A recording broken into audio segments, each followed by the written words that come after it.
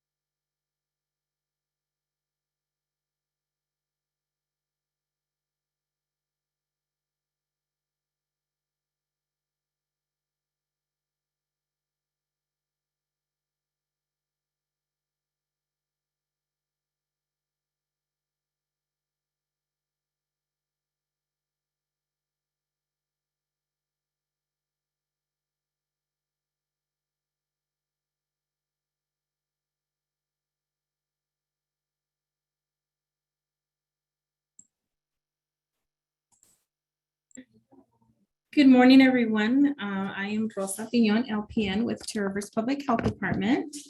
I want to thank everybody for joining us this morning. It looks like we've got some more participants joining in with us, so that's great. So today I wanted to let everybody know that July we are celebrating Minority Health Month. So that is why I have my pictures there of the Mexican mariachis that you see there. And this is all of our 7 counties. So Buffalo, Dawson, Phelps, Kearney, Harlan, Franklin, and Gosper that we serve. So what we do at Two Rivers, since I started working here, I have learned that we do a lot. Some of which is disease surveillance, West Nile viruses, chronic disease prevention, emergency response, Life Smiles dental program, which I had no idea, so that's awesome. We do collaborate with a lot of other organizations, and we also take care of lead exposure, and these are just to name a few.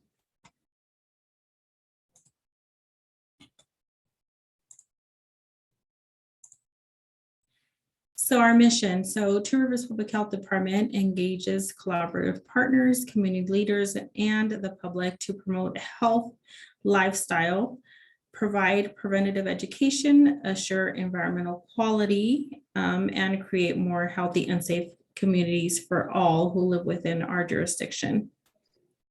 And our mission here at Two Rivers Public Health Department envisions a health district where all are able to be safe and actively live, learn, work, and play in their communities, which is what we want, everybody to be healthy. Rivers Public Health Department facilitates collaborative partnership with a unique approaches that educate, empower, and engage local community partners. So we all want to work together with all of our partners in all of the counties that we serve, and all of our health providers. So we want to work with them to make sure that all of our community is healthy. So this is our nursing team. We have Jacki Connery, whom is our DON, Community Health Nurse Supervisor. Rosa Pinon, LPN, which is me. We have Marilyn here on our lower left, and she is one of our LPNs. Then we have Miss Sabrina, who's a community health nurse. She's an RN. Welcome to our group. Also, Liz, who's also a new addition with us, and she's also an RN, and also Jordan, another RN who joined us. So we want to welcome all of our new nurses, and they are all wonderful, and we are so glad that they're part of our team.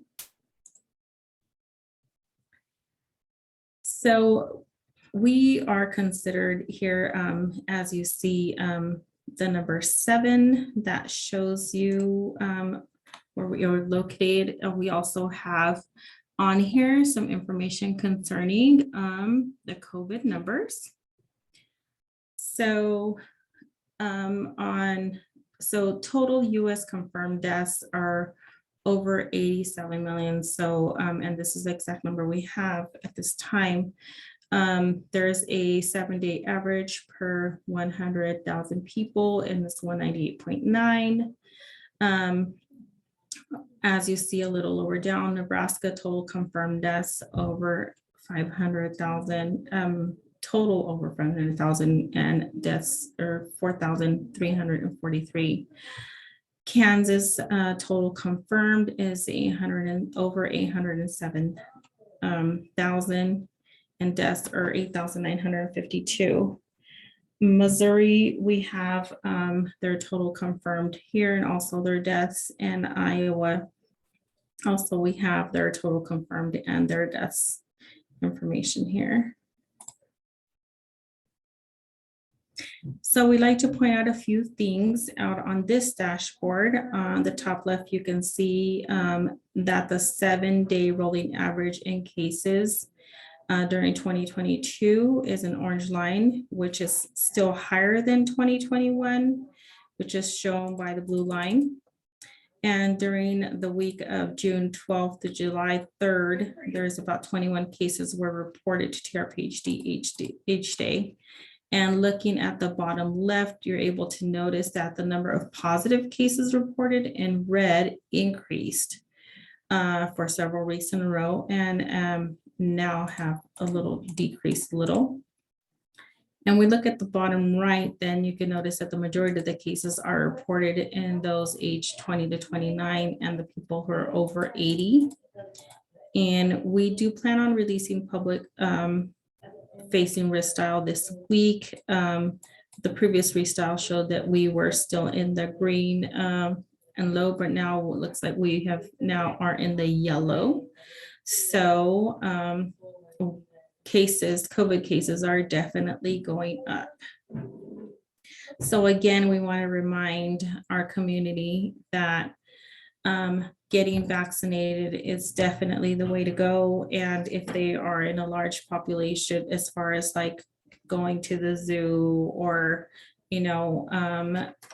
going to a family gathering where there's going to be multiple people, for them to still be safe and wear the mask as much as possible.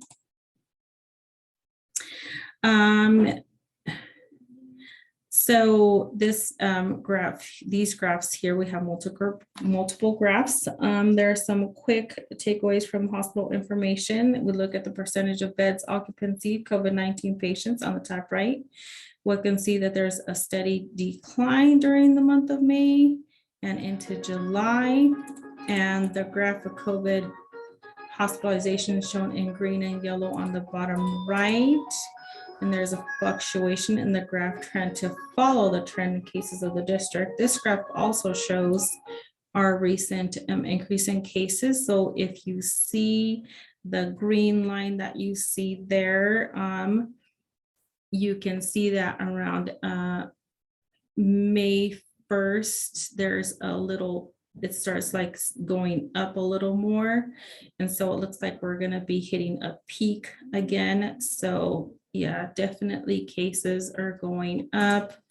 And we do, as far as I know, have at least 4 pediatric COVID inpatients.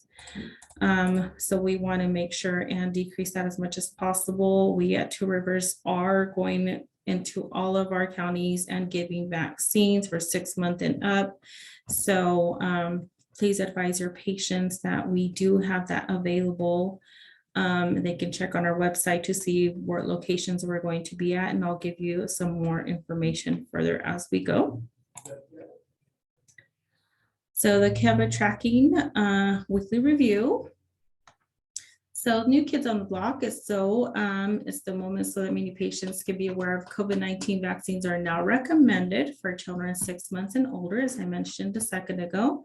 So this means that nearly 20 million more children can be protected against COVID-19. The vaccines do provide a critical opportunity to decrease an illness and to also help us be able to enjoy our families as we did before COVID existed. We do have the Moderna and the Pfizer vaccines, which have been approved. As we do have some information regarding side effects, which we will show on our next slide here.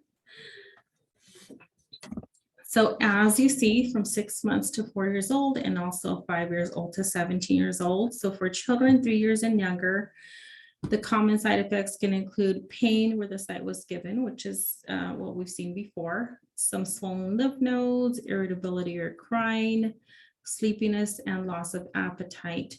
So for children 3 years and younger, I mean, they're a little younger, so sometimes it's kind of hard for them to tell us, where it hurts or what's going on. So obviously, if they just got a COVID vaccine, they might not be doing too good. So, I mean, it doesn't hurt to give them some Tylenol, obviously. And you can also put a cold pack on the area to help soothe that at least 3 times a day. That's, what we recommend. And for children 4 years and older, the side effects are more common after the second dose and can include pain, swelling, redness in the arm where the shot was given. Now, not everybody has these. Some don't have any problem at all, but they can also spike a fever. They'll feel more tiredness than usual. Kids are usually rambunctious and run around. So, commonly you can tell if your child is not feeling too hot.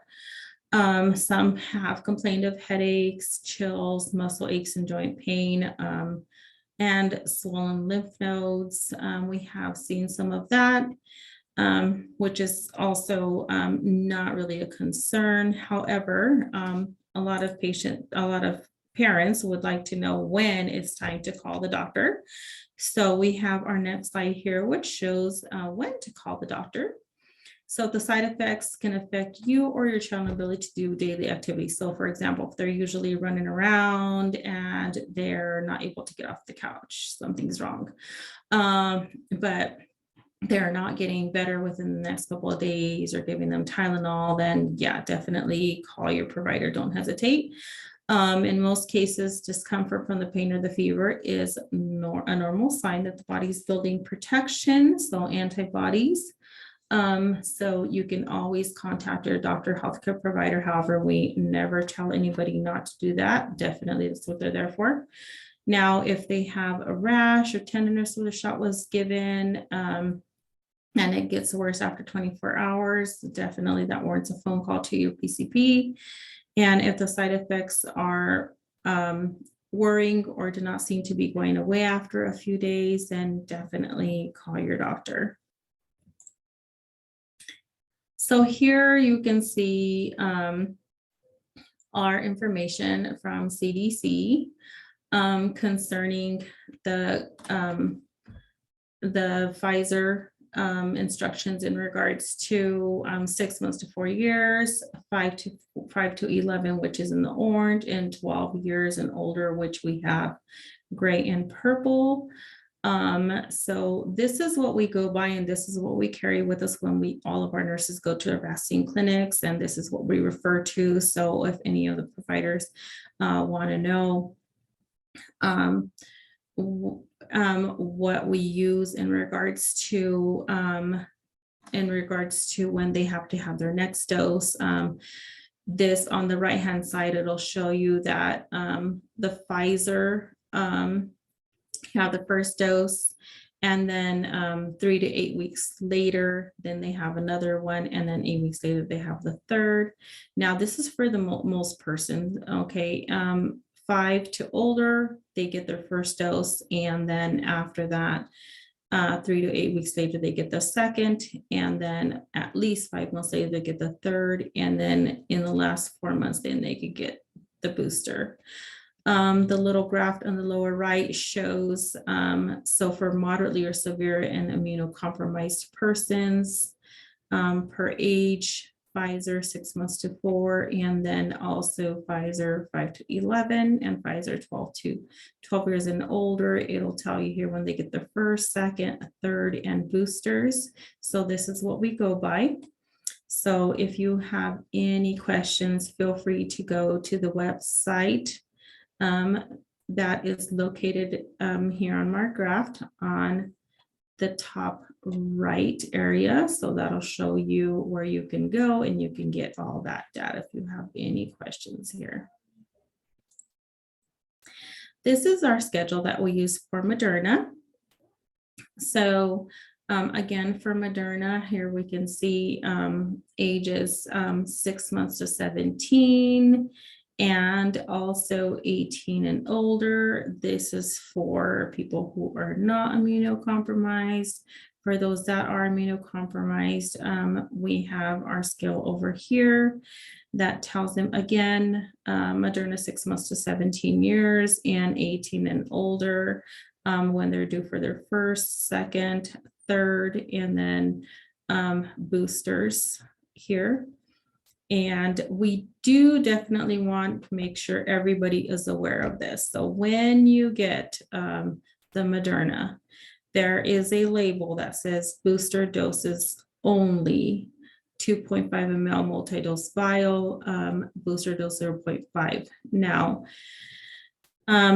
we want to let you be aware that this label for booster doses only is authorized for primary doses in children 6 to 11 years, so 6 months to 11 years old, and the booster doses in adults 18 years and older.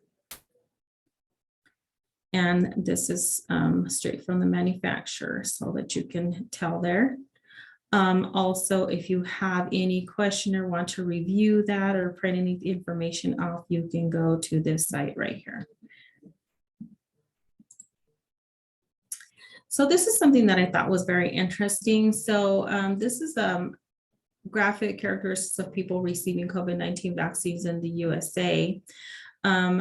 First, booster dose eligibility and recipients by race and ethnicity.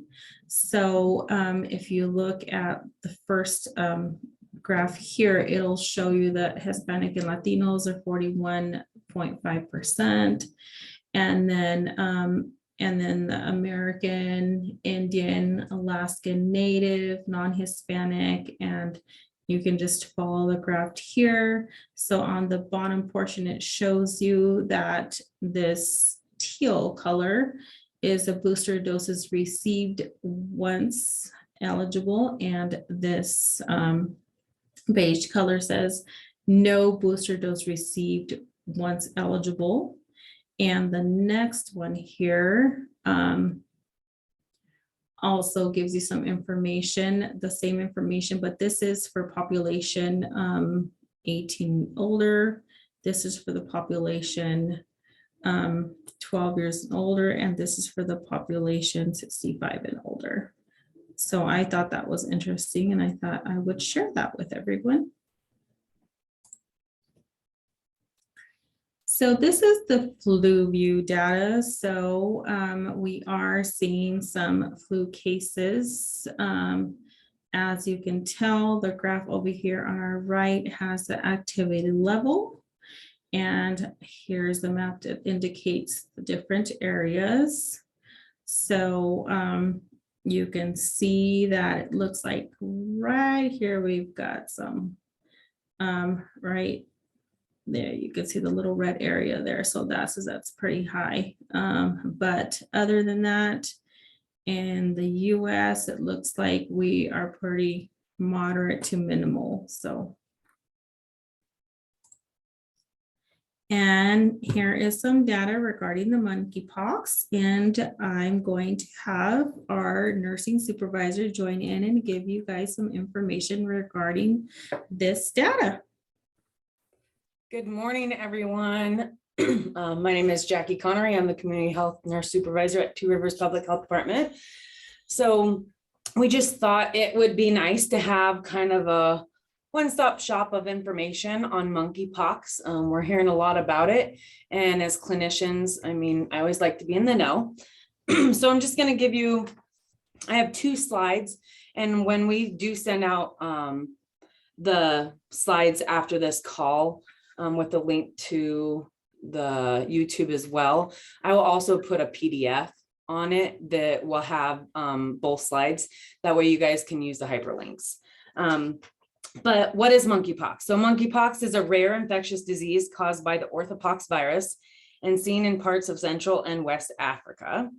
The wild reservoir of the virus are squirrels, rats, and small rodents. In humans, symptoms include fever, body aches. The classic sign is of flat bumps on the skin that change into pus-filled blisters. So on the second page, we'll get to that. I do have some pictures of visual examples of the monkeypox rash. But what happens if you're exposed? Contacts of animals or people confirmed to have monkeypox should be monitored for symptoms for 21 days after their last exposure. Contacts who remain asymptomatic can be permitted to continue routine daily activities. And I also hyperlinked the duration of isolation procedures. So the big things that we want to hit on is the reporting process. So the provider identifies potential monkeypox signs and symptoms. The provider calls the local health department. That would be Two Rivers Public Health Department here. Local health department will call DHHS for testing approval. And then the local health department gives provider specimen collection instructions and directs the provider to the page of NPHL, which is also a hyperlink for you guys, prior to specimen collection. And then NPHL will fax results to the provider, and DHHS will email or call the local health department with results. So the next thing we have is the lab testing. So it's actually pretty easy for the lab testing. So of course you need your PPE, gloves, gown, and face protection. And then you are going to do 4 Dracon or polyester swabs. Do not use cotton swabs with wooden shafts. You're going to use 4 sterile 1.5 to 2.0 screw top O-ring tubes. And there is no conical, a screw top tube such as a 15 mil conical tube could substitute. So there's no media that you'd have to do. So basically all you have to do is if you have a rash or one of those pustules, you're just going to swab that with 4 different cotton swabs. And then you're going to put them in each individual screw top O-ring tubes. So it's actually pretty easy, but then you're going to send that to NPHL and we'll get results. So I think that's pretty much all on monkeypox, but for more information, I did put my information on there and my email address and our phone numbers and whatnot. But if you guys have a question, please feel free to reach out. I'll pass it back to Rosa. Thank you, Jackie. Okay, now we are on to our next screen, which we all know it is fair time. Yay. So this is where we're going to be at, and we will be offering COVID vaccines. Our nurses will be at Buffalo County Fair giving COVID vaccines on Tuesday, July 12th, and from 5 to 7. Again, July 23rd and July 24th will be at Phelps County Fair on Sunday, July 24th, and we will be at Dawson County Fair July 13th from 6 to 9, and also the Gosford County Fair Friday, July 29th from 12 to 4. So as you can tell, we will be all over our jurisdiction offering COVID vaccines. So feel free to come to the fair in your county and to get your COVID vaccines. The more people that are vaccinated, I think that will just do the best that we can so that we can be able to resume our normal lives as much as possible. I wanted to throw this in there to let everybody know that our dental team is available. This is our information here. So Two Rivers Public Health Department will be giving free dental screenings for infants and toddlers 0 to 4 years old. We did that on June 22nd from 9 to noon. They'll be doing it again July 27th from 9 to noon and August 24th from 9 to noon. So clinics will be held here in our office, our home office in Kearney, and all children must be accompanied by a parent or a guardian, and walk-ins are definitely welcome.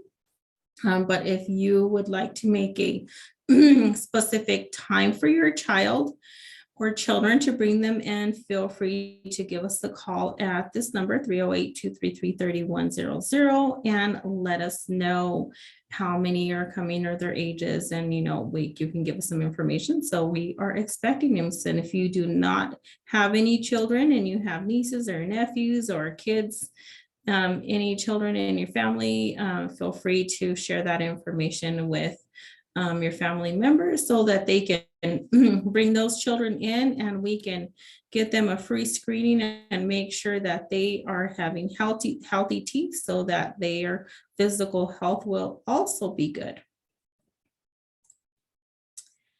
We are still doing COVID testing at our office. So Two Rivers Public Health Department is still offering COVID testing on Mondays and Wednesdays, 9:30 to 10:30.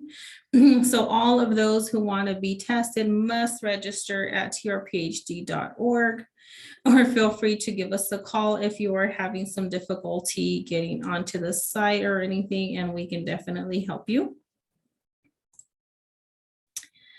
Wanted to let everybody know that we are still on the road and we are using our trailer to go around to all of our counties and to just make it as easy as possible for our community members to get vaccinated. You can see our schedule here on the right-hand side. It shows you where we're going to be at. This is also on our TRPHD website.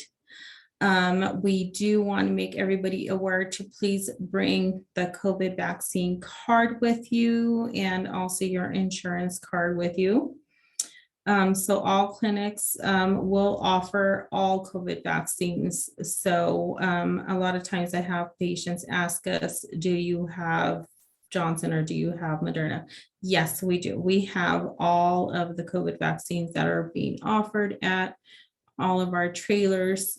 So feel free to bring your card or bring your family member or whoever you like to go hunting with or play cards with, or whoever you like to be around, so that everybody is vaccinated and as safe as possible. And we are ending today with this awesome picture that I found of these children enjoying the summer, which is what we want to do. So get your children vaccinated, and that is the best that we can do to be able to protect everybody as much as possible, since we are seeing that we are going to be having a spike come in our near future. So if you have any questions, feel free to give us a call at this number. Here's our 888 number, our direct line, or contact any one of our employees here to help you out, and we can definitely see what we can do to help you. Does Thanks, anybody? Rosa. Yes. Dr. Beecham put in the chat that she would like to make a comment. So Dr. Beecham, can you unmute yourself? Good morning, Dr. Beecham. You might have to make her a panelist. Okay. Give me a second here.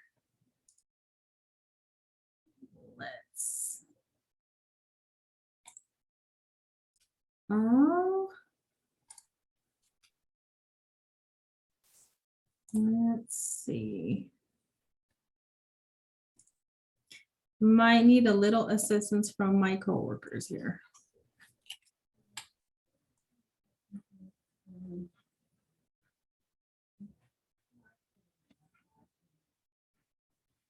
I'm working on it, Dr. Beecham. Give me just a few seconds.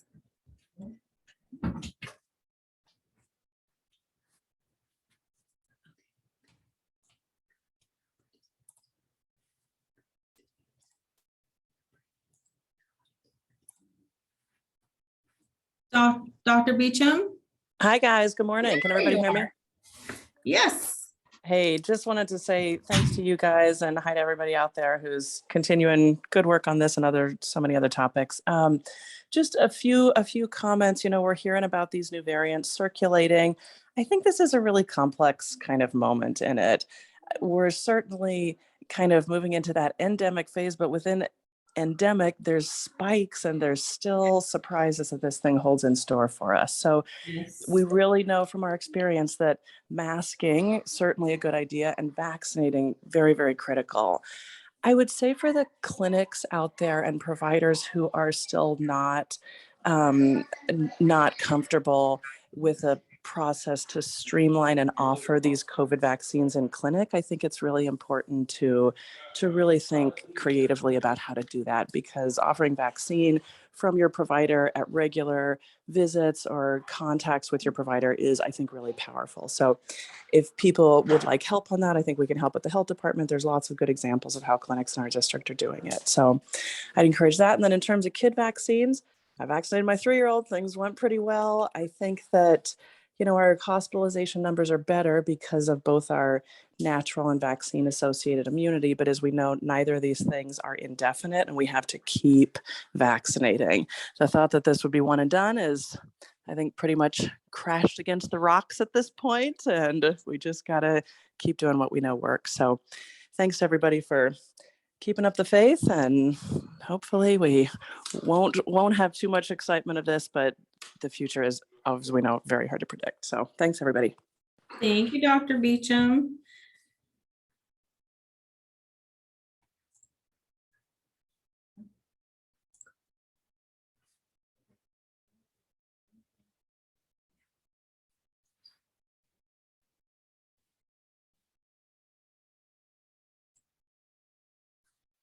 Does anybody have any questions or any comments this morning?